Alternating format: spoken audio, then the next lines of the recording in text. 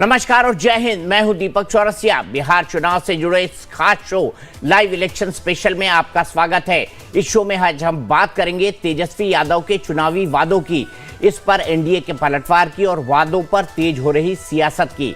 साथ ही हम बात करेंगे महागठबंधन में सीट शेयरिंग पर टकराव को सुलझाने की कोशिशों की। बिहार में चुनाव प्रचार तेज होने के साथ ही तमाम दल वोटरों को लुभाने का कोई मौका गंवाना नहीं चाहते। एक से बढ़कर एक लोक लुभावन वादों की झड़ी लग गई है। कांग्रेस और आरजेडी ने अलग अलग वादे किए हैं। तेजस्वी यादव ने जीविका दीदियों को पक्की नौकरी देने का वादा किया है। इसके साथ ही जीविका दीदी की सैलरी बढ़ाकर 30,000 महीना करने का भी वादा किया है। तेजस्वी ने कहा है कि उनकी सरकार बनने पर जीविका दीदियों के सारे लोन माफ होंगे और इन्हें 5 लाख तक का स्वास्थ्य बीमा दिया जाएगा।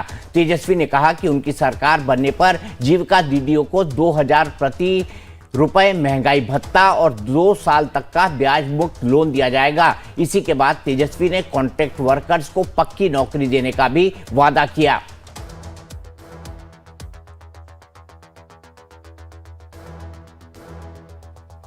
काम होता है वो भी जो है जीविका दीदियों द्वारा जो है सरकार लेती है, करवाती है।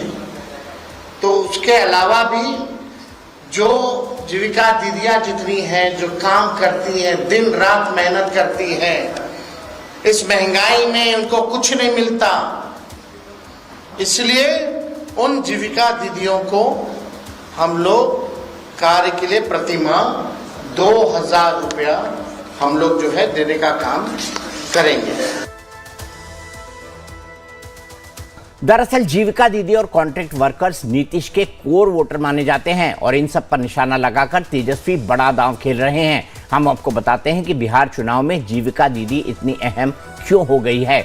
बिहार में समाज के निचले तबके की बहन बेटियों के उत्थान के लिए मुख्यमंत्री नीतीश कुमार ने जीविका दीदी योजना शुरू की थी। यह योजना विश्व बैंक से कर्ज लेकर शुरू की गई थी। शुरुआत में यह योजना केवल गांवों के लिए थी, लेकिन बाद में कस्बों और शहरों में स्वयं सहायता समूह के रूप में बढ़ाई गई।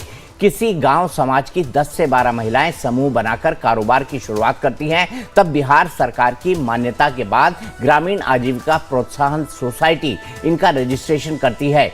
इसके बाद रोजगार को आगे बढ़ाने के लिए इन्हें मामूली दर पर कर्ज दिया जाता है। चुनाव के ऐलान से पहले ही नीतीश सरकार इन जीविका दीदी के खाते में पैसे ट्रांसफर कर चुकी है। वहीं विपक्षी महागठबंधन भी इनके लिए बड़े बड़े वादे कर रहा है। हालांकि एनडीए ने तेजस्वी के दावों को झूठ का पुलिंदा और मुंगेली लाल के हसीन सपने बताया है।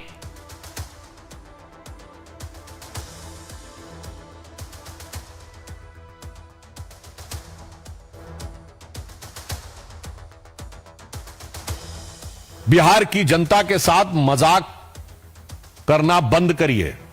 आपका गठबंधन और गठबंधन की सियासत अपने आप में मजाक बन चुकी है। यह भगवान बुद्ध का प्रदेश है, इसे बुद्धू बनाने का प्रयास मत करिए। जो चीज ना आपके मन में है, ना आपके कर्म में है, उसे वचन में देके धोखा देने का प्रयास नहीं हो सकता।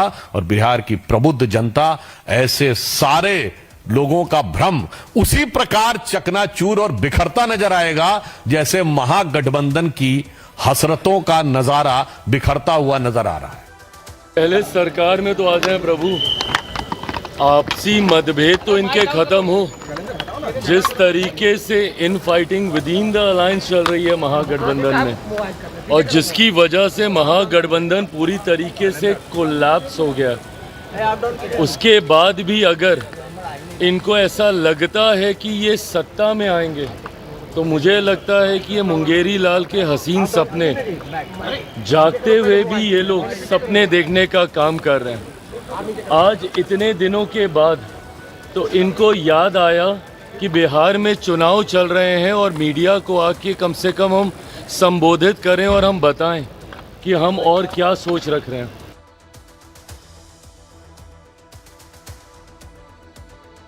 तो जीविका दीदी क्या सियासी सीढ़ी बन गई है? अब जीविका दीदी का प्रभाव देखिए, जब जेब में पैसे आते हैं ना तो प्रभाव बढ़ता जाता है, और जब आप आत्मनिर्भर होते हैं तो आपका कॉन्फिडेंस अलग तरीके का होता है। जीविका दीदी भी गांव खेड़ों के अंदर, शहरों के अंदर, कस्बे के अंदर यही काम कर रही हैं। तो जाहिर सी बात है, ऐसे लोग ओपिनियन मेकर बहुत आसानी से बन जाते हैं और किसी की तरफ वोट डलवाने की ताकत भी रखते हैं। जीविका दीदी की शुरुआत किसने की? नीतीश कुमार ने की। इनके खाते में 10-10 हजार रुपए किसने डाले? नीतीश कुमार ने डाले। आगे भी कह रहे हैं 2 लाख रुपए देंगे अगर आप अपने व्यवसाय को बढ़ाएंगी। तो ऐसे में जो है ये नीतीश कुमार के पक्के वोटर हैं। पर क्या जीविका दीदी आरजेडी की सत्ता की सीढ़ी बन सकती है? इसी के ऊपर बात करेंगे। मेरे साथ बीजेपी के प्रवक्ता ऋषभ तिवारी जुड़ गए हैं, मेरे साथ कांग्रेस की प्रवक्ता जेबा खान है, मेरे साथ आरजेडी के प्रवक्ता बादशाह आलम है, और मेरे साथ वरिष्ठ पत्रकार अजय उपाध्याय जी हैं। बादशाह साहब, सबसे पहले आपसे जानना चाहूंगा,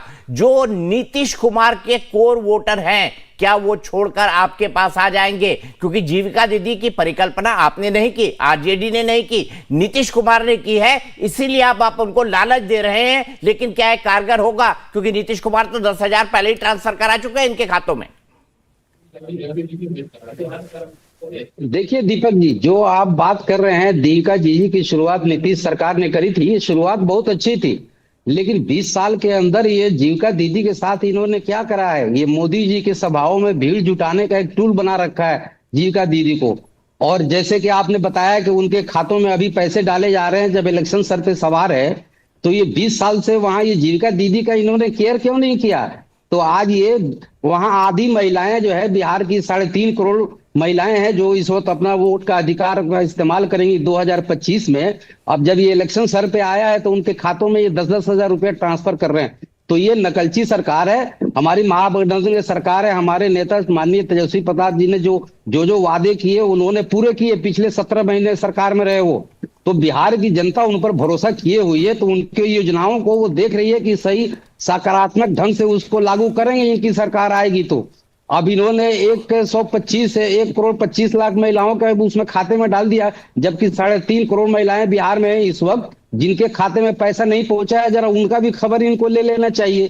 तो जब इलेक्शन आया है सर पे, तो ये जो है वोट खरीद रहे हैं 10-10 हजार रुपया। तो वहां की जीविकाएं ये देख रही हैं कि वो सिर्फ जो है मोदी जी की सभा में भीड़ जुटाने के लिए नहीं है, जैसे हमारे नेता ने ये अरे वोट उसको देंगे ना बादशाह भाई, वोट उसको देंगे ना जो पैसे दे रहा है, जो आर्थिक लाभ दे रहा है, उसको थोड़ी देंगे जो वादा कर रहा है। इस अंतर को समझना होगा बादशाह जी।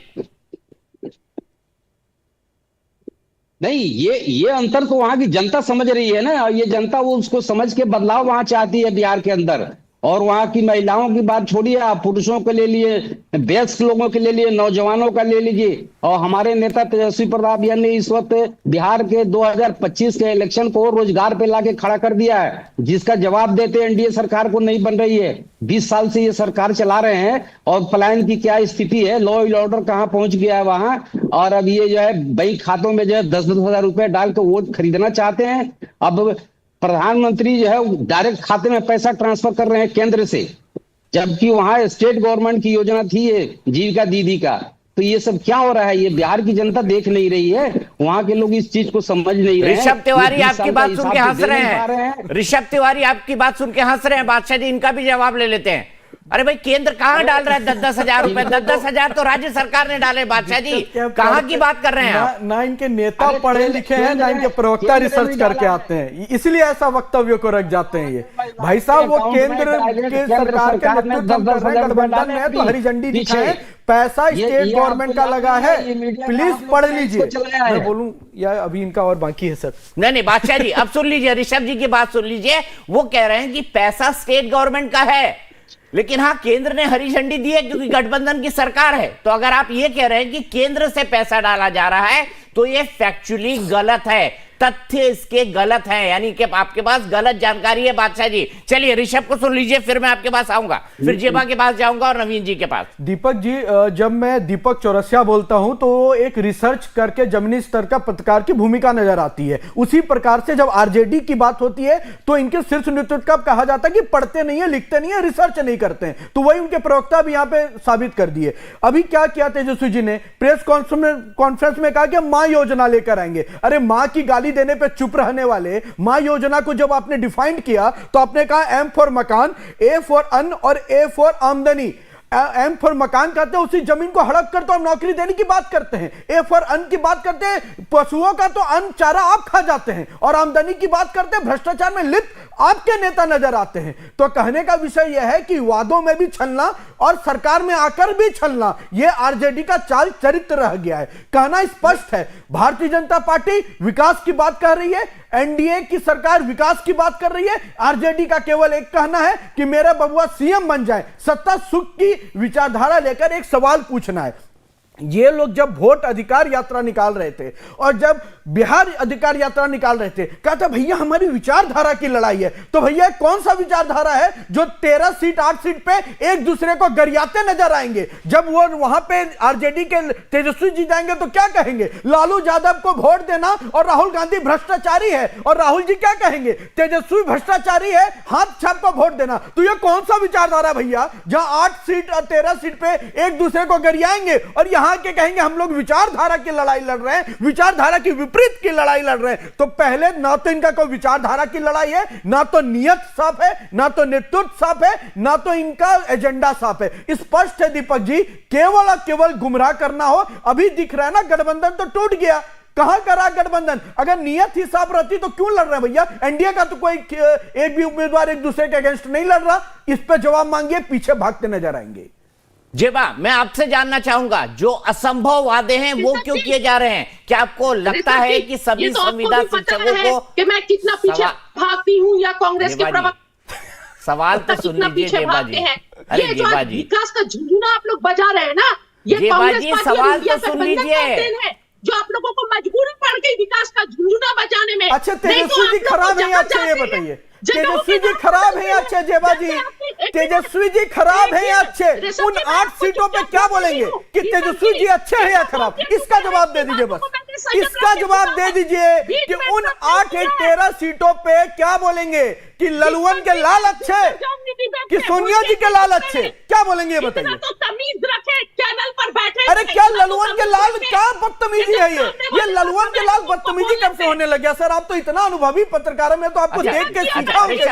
ऋषभ जी रुक जाइए, जेबा जी को बोलने दीजिए। पर जेबा जी मेरे सवाल सुनने का तो इंतजार कर लेती है आप पहले ही बोलने लगी। अरे हम झगड़ने नहीं आए हैं, हम बहस करने आए हैं जेबा जी। जेबा जी सुनिए ना, सुनिए जेबा जी। आपकी कैंडिडेट है मैथिली ठाकुर, जो अरे जेबा जी सुन तो लीजिए, जो मन में आए बोले जा रही हैं आप। अब मैं क्या करूं? बोले दीपक जी, जेबा जी सुन तो लीजिए, मेरा सवाल तो सुन लीजिए। मैं सुन रही थी, जब मैं बोल रही तो वो भी सुने। हाँ वो बिल्कुल सुनेंगे, पर बात यहां से शुरू हुई, आप सवाल ही नहीं सुनना चाहती। आप जो याद करके आई आप बोलने लग गई। मेरा सवाल ये है कि कहां से कॉन्ट्रैक्ट वर्करों को परमानेंट नौकरी दे देंगे? कहां से आएगा पैसा? कहां से जीविका दीदियों को आप कंफर्म कर देंगे और सैलरी बढ़ाकर 30,000 कर देंगे? कैसे पैसा कहां से आएगा ये तो बताइए। उस समय 5 लाख लोगों को नौकरी दिए उसी तरीके से। और भारतीय जनता पार्टी तो जगहों के नाम बदलने पर विश्वास करती है, नौकरी देने पर तो और विकास की बात करने पर तो विश्वास ही नहीं करती है। इनकी जो कैंडिडेट है मैथिली ठाकुर को बोलती है कि जब हम चुनाव जीतेंगे तो अलीनगर का नाम सीतानगर कर देंगे। और लगातार आप देख रहे हैं जिस तरह जैसे जैसे नॉमिनेशन होते जा रहे हैं विपक्ष के कैंडिडेट को ये लोग एलिगेशन लगा रहे हैं, केस आ रहा है, पुलिस उठा ले रही है नॉमिनेशन के बाद। पुलिस सारे सरकार को उठा के लेके गई है। आपका गठबंधन टूट रहा है मैडम, रिसर्च क्यों नहीं करके आई हैं आप? अरे तो गलत बोली, मैंने सुधार दिया, बोलिए। झूठ परोसिए जितना झूठ परोसना है। दीपक जी मैं किसी को बोल रहा हूं कि बाद में कंप्लेन मत कीजिएगा, बाद में कुछ बोलिएगा नहीं। अच्छा ऋषभ शांत रहेंगे, ऋषभ शांत रहेंगे, आप ऋषभ शांत रहेंगे। जेबा जी कंक्लूड करिए अपनी बात को। सीख लो ऋषभ भाई कि कम से कम बहन बोल रही है तो सुन भी लो। ये तो आप लोगों के जिनमें है नहीं सुनना और किसी को बोलने देना, आवाज को दबाना और आवाज को कुचलना आप लोगों की आदत बन गई है। और वही काम आप चैनल पर भी आके करते हैं। दीपक जी सासाराम के कैंडिडेट जो आरजेडी के हैं, कितने साल पुराना उनका केस निकाल दिया जाता है, नामांकन के बाद उठा गिरफ्तार कर लिए जाते हैं। जितेंद्र पासवान सीपीआईएमएल के नेता है जो 2017 के एक केस में उनको नामांकन के बाद अरेस्ट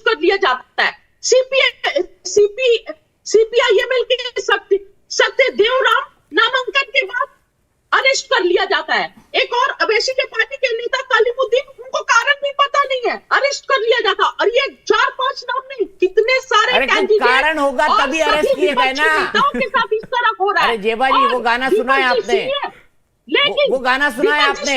जैसा कर्म करोगे वैसा फल देगा भगवान। ये है गीता का ज्ञान। नहीं, पहले सुनिए ना, जो कर्म किए होंगे कोई कर्म किए होंगे तभी तो जेल जा रहे हैं ना जेबा जी। कैंडिडेट के ऊपर कोई केस नहीं है, कोई एलिगेशन। अरे तो जेल कैसे गए? बोला जाता है जब केस नहीं है तो जेल कैसे गए? रहेगा जी।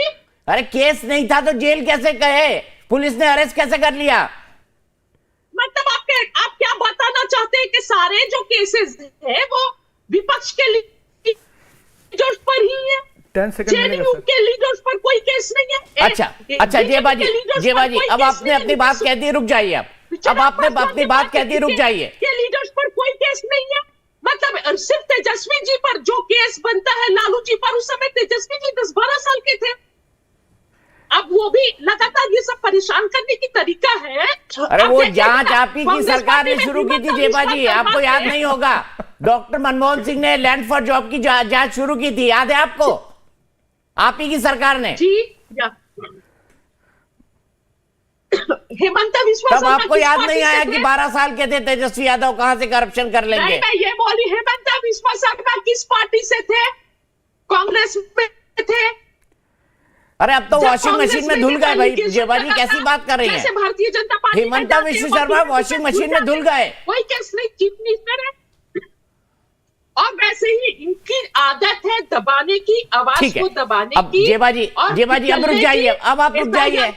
मुझे पता है आप किसी का भी बोलना बिगाड़ सकती हैं, आप किसी को बोलते बोलते रोक सकती हैं, पर अब रुक जाइए, थोड़ा सब्र करिए। कोई नमक खराब बोलेगा, कोई आकर जगह का नाम बदलेगा और इस तरह के मुद्दे चलते रहेंगे। ठीक है ऋषभ तिवारी, पहली बात तो सर कि जो सासाराम कैंडिडेट की बात कही जा रही है, जेएमएम की सरकार ने पुलिस वहां से आई और लेकर गई। भैया झारखंड में आपकी सरकार है, आपकी पुलिस क्यों दबा रही है आरजेडी वाले को? इसका जवाब दीजिए। आरजेडी से क्यों दिक्कत है आप लोगों को? कहीं उठा के ले जा रहे हो अपना आरजेडी के विधायक को? सरकार आपकी है, जो पुलिस आई थी, हमारी सरकार नहीं आई थी। पॉइंट 1 देखिए, अभी संस्कार सिखा रही थी, बहन को बोलने नहीं दिया जा रहा है, भाई बीच में क्यों बोल रहा है? थोड़ा संस्कार अपने में अंदर भी लाइए, थोड़ा संस्कार अपने अंदर लाइए। अपने बीच में बोलिएगा मैडम जी, अपने बीच में बोलिएगा। अरे सच्चाई सुन के कांग्रेसी तिलमिला क्यों जाते हैं? क्यों तिलमिला जाते हैं? जिस तरह सच्चाई नाम पे आ रही है ना, जो पुरानी पहचान है उसको हम देंगे, और उससे जिसको दिक्कत हो वो दिक्कत लेते रहे। क्यों बीच में बोल रही है?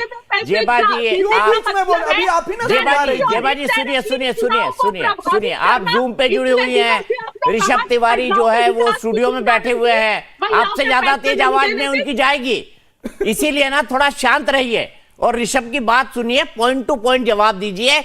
डिबेट का मतलब सिर्फ और सिर्फ चिल्लाना नहीं होता। ऋषभ कंक्लूड करिए, मैं नवीन उपाध्याय जी के पास जाऊंगा। यही बोल रही हूँ, डिबेट का मतलब चिल्लाना नहीं होता है। ऋषभ जी को ये बता दीजिए। मैं जब आपके दूसरे साथी ऋषभ को भी बता दिया, संयम रख के सुने। अगर आप किसी के समय में मैडम मैं बोल रहा था उसमें आप चिल्लाने लगी, आप संयम नहीं रखी। मैं तो बहुत शालीनता पूर्वक सुन रहा था, मैं बहुत शालीनता। अब जवाब दे दूं? आप लोग तो ऊपर से नीचे तक शालीनता का मेडल देना चाहिए। आप इतना बौखलाई क्यों? मुझे ये नहीं समझ में आ रहा है। आज कल भाई दूज है, थोड़ा तो ख्याल रखिए, थोड़ा सुन लीजिए, रिक्वेस्ट करूंगा आपसे। आपके बीच में नहीं बोला था मैडम, वो हमें ना सिखाइए। 1983 दंगे वाले, आपातकाल लगाने वाले, नरसंहार कराने वाले शालीनता हमें ना सिखाइए। मैं आपके बीच में नहीं बोला था, मुझे बोल लेने दीजिए। मैं बस इतना कह रहा हूं कि पुलिस मणिपुर को किसी ने भूला नहीं। मैडम, मणिपुर में 1000 से ज्यादा आप लोग के समय सिविल डेथ हुए थे, हमारे समय में कम हुए हैं। रेशियो कंपेयर कर लीजिए, डेटा बहुत निकालते हैं ना राहुल गांधी जी, डेटा निकाल के कंपेयर कर लीजिए। यूपीए वर्सेस एनडीए कैसा बदला मणिपुर, कंपेयर करके बैठिए यहाँ। अच्छा जेबा जी अब मैं जवाब दे दूं? जेबा जी सही किया है ना। मुझे लग रहा है सुबह से आपने किसी पे गुस्सा नहीं उतारा है, टीवी स्क्रीन पर उतार रही है। जवान ने लड़ाई लड़ी वहां पर, दुश्मनों के गोली। देखिए जेबा जी, मेरा एक नियम है, मैं किसी को स्क्रीन से नहीं हटाता, मैं किसी को स्क्रीन से नहीं हटाता। मुझे मजबूर मत करिए प्लीज, मुझे मजबूर मत करिए। ऋषभ कंक्लूड करिए, फिर मैं सर नवीन जी बस के इतना कहना है मुझे कि जो पुलिस उठा के ले गई सरकार इनकी। दूसरी बात, कोई भी आप तो रिसर्च करते हैं, ये भी पब्लिक डोमेन में रहती हैं। के समय भी बोल सकते हैं कि मुझे मजबूर ना कीजिए, तो मुझे बहुत अच्छा मैं लगता है। चुप हो गया था इनकी बात सुनकर। मैंने इनके चैनल के शो का सम्मान रखा, मैंने सीखा और मैं शांत हो गया। मैं तो आपसे भी सीखना चाहता हूँ, सिखाइए ना साइलेंटता दिखाकर। मैं भी चुप हो जाती हूँ, आइंदा से दोनों ख्याल रखेंगे। धन्यवाद। अब मैं बोल लूं, कोई भी क्रिमिनल अगर भागते फिरता है प्रशासन से तो लुकआउट नोटिस जिसके लिए होता है, तो जहां भी उनके आने की संभावना होती है पुलिस वहां तैनात रहती है। ये जनरल प्रोसेस है सर। अगर लुकआउट नोटिस में वो कोर्ट में आए नॉमिनेशन करने के लिए या रजिस्ट्रार के पास गए तो पुलिस ने उनको वहां से गिरफ्तार किया। ये हमने नहीं कराया है ना, ये तो संविधान कहता है। संविधान तो राहुल गांधी लहराते या नहीं लहराते, पहले बताइए। संविधान के तहत हुआ या नहीं हुआ, ये बताइए। दूसरा, जो पुलिस उठाई आपके सरकार की थी या नहीं थी, ये बताइए। तो कहने का विषय है कि अपने आप को देखेंगे नहीं, इल्जाम भाजपा पे लगा देंगे। इतना ही कहना है। आपने बड़ा अच्छा गीत की बात कही, तो मैं भी कह देता हूं, सुनो गौर से इंडी वालों, बुरी नजर ना बिहार पे डालो, चाहे जितना जोर लगा लो, सबसे आगे होंगे एनडीए वाले। जिसने देश ने चुना है उसे बिहार भी चुने, और वो है एनडीए। तो हम तो जो वादा करते हैं करके निभाते, हम कोई कांग्रेसी नहीं है। और जहां तक आरजेडी है सर, आरजेडी का भी उतना कहना है कि पहले इन लोगों को आपस में लड़ने ने दीजिए। जनता को पता है कि विकास के लिए लड़ता कौन है और खड़ा कौन रहता है। ठीक है, सीधे चलते हैं नवीन उपाध्याय जी के पास। नवीन उपाध्याय, जीविका दीदी और उसके बाद कॉन्ट्रैक्ट पर जो वर्कर्स हैं उनको परमानेंट करना। नवीन उपाध्याय जी, क्या तेजस्वी का ये मैजिक कार्ड चलेगा? ऐसे में जब जीविका दीदी नीतीश की कोर वोटर हैं, ये टर्म ही उनका इजाद किया हुआ है। देखिए, बिहार में मेरा कुछ हद तक ये सारे जो लोक लुभावन स्कीम है, इसका इम्पैक्ट जरूर पड़ता है। अगर इम्पैक्ट नहीं पड़ता तो बीजेपी ने इसकी शुरुआत की और जेडीयू ने 10-10 हजार सारे लोगों को दिए गए, और उसको प्राइम मिनिस्टर ने खुद ही आकर, स्टेट के स्कीम को प्राइम मिनिस्टर ने, अनप्रेसिडेंटेड था कि प्राइम मिनिस्टर ने आकर उसको अनाउंस किया। तो और जिस तरीके से बिहार में इस welfare, so called welfare scheme, जिसको हम रेबड़ी कल्चर कहते हैं, चाहे ब्राइबरी, ओपन ब्राइबरी है, ये सब को जिस तरीके से हर पार्टियों ने एम्ब्रेस किया है, उससे डेफिनेटली एक परसेप्शन तो उन लोगों के दिमाग में तो है ही ना, जो लोग इसको कर रहे हैं, कि इसका पॉजिटिव इम्पैक्ट पड़ता है। और देखिए, भारतीय राजनीति को अगर देखिएगा, दिल्ली में जब अरविंद केजरीवाल ने 2014 में इसकी शुरुआत की, उसके बाद जितने इलेक्शन हुए हैं उसमें आपको ये रेबड़ी कल्चर का काफी इम्पैक्ट पड़ा है, एक्सेप्ट अगर राजस्थान में छोड़ दीजिए। और तो हमको लगता है कि जहां भी ये इस तरह के लोक लुभावन स्कीम लाए गए हैं उसका इम्पैक्ट पड़ा है। लेकिन चूंकि बिहार में जो पार्टी सत्ता में है उसने काफी अनाउंसमेंट किए हैं, 10-10 हजार रुपये दे दिए गए हैं, इलेक्ट्रिसिटी बिल 125 यूनिट तक माफ किए गए हैं। उसके अलावा लोकल जो वेलफेयर, लोकल जो एम्प्लॉयज हैं उसके सैलरी बढ़ाए गए, तरह तरह के 50 स्कीम लाए गए हैं। तो मेरा मानना है कि तेजस्वी का जो स्कीम है यह प्रॉमिस है, और बीजेपी जेडीयू के गवर्नमेंट की तरफ से जो किया गया है उसका डिलीवरी हुआ है। तो अगर ये इन सब स्कीम का कोई इम्पैक्ट पाता है तो ये पॉजिटिवली एनडीए के फेवर में रहेगा। तेजस्वी उसको काउंटर करने की कोशिश कर रहे हैं, जो बीजेपी और जेडीयू की तरफ से किया गया है। तेजस्वी का यह प्रयास है कि उसको काउंटर किया जाए। टू व्हाट एक्सटेंट ये सक्सीड करते हैं, देखिए, वो बहुत सारी चीजों का इम्पैक्ट पड़ता है। पार्टी, उनकी महागठबंधन जो है इस अवस्था में नहीं है आज के दिन में, कम से कम कि पब्लिक के बीच में जाए और इफेक्टिवली इसको कन्वे कर सके। पूरा महागठबंधन डिसारे में है। राहुल गांधी दिल्ली में बैठे हुए हैं, तेजस्वी आज बहुत दिनों के बाद घर से बाहर निकले हैं, पार्टी का प्रचार रुका हुआ है। ऐसी स्थिति में केवल प्रेस कॉन्फ्रेंस करने से क्या इन स्कीमों को ग्राउंड तक ले जा पाएंगे ये महागठबंधन? ये बहुत बड़ा एक $1 मिलियन क्वेश्चन है।